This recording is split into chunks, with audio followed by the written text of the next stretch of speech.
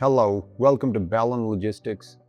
In today's video, we're going to be talking about one specific certain code that pops up on your truck, that is SPN 100. What is it? Where does it originate from, and how you can deal with it before going to the mechanic. So to start with, you have to get yourself familiar with certain fault codes popping up. You need to be good enough to read those fault codes and assess the problem, like what exactly is the problem before going to the mechanic, because it can save you money, the diagnostic bills and all that stuff. Because a lot of the dealerships, even when you go to them, not the dealerships, but the typical mechanics at TA, Loves, or Petro, when you go to them, most of the times when specifically there are issues that are related to the DPF or some sort of oil issues, they would kind of charge you for the diagnostics, but they won't be able to tell you what exactly the problem is, because they would say, oh, you know what, our computer is not that upgraded, so we're not going to be able to tell you that, but here's your bill, $150.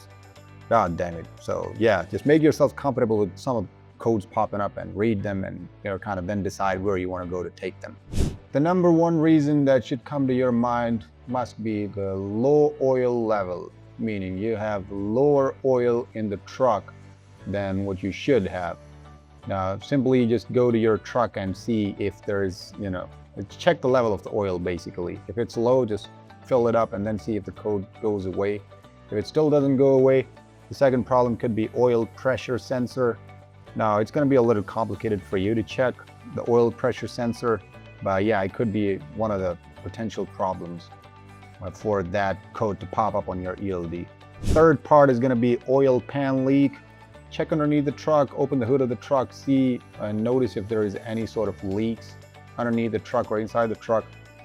Any leak that you observe in the truck, oil leak, assume it could be oil pan leak or it could be anything else. But if there is an oil leak, it could very well be a reason for the code to pop up.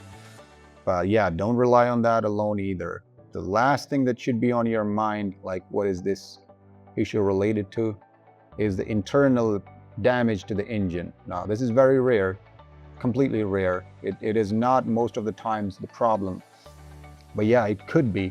Now, how you can observe that is you can observe some sort of rattling into the engine, a little bit of off performance, like it's just behaving differently, or you can observe the smoke if it's changed color. But yeah, these are the things you should assess to find out whether it could be actually the problem. Because a lot of times when you go to the mechanics, especially now, I'm not talking about all the mechanics, like 90% of the mechanics that I've dealt with, they're pretty good. Like, they have been professional to me. I don't know if I was lucky or that's literally the rhetoric of the market, but there are some mechanics that you would go there and they would just want to rip you off of everything. They could just probably tell you, oh, this is an engine problem, we need to rebuild the engine, this needs an overhaul, and the issue might just be an oil leak. So be sure that you are 100% sure that this is an engine problem. Like I said, it's very rare. It's not in a lot of cases.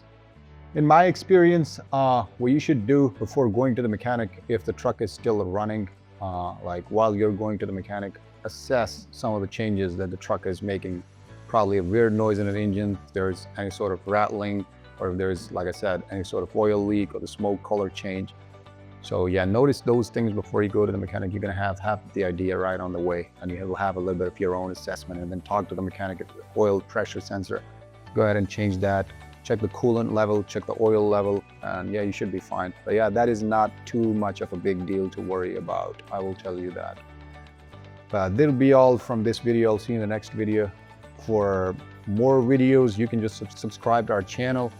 We post a lot of those content, those amazing contents related to trucking issues. And yeah, that'll be all. I'll see you in the next video.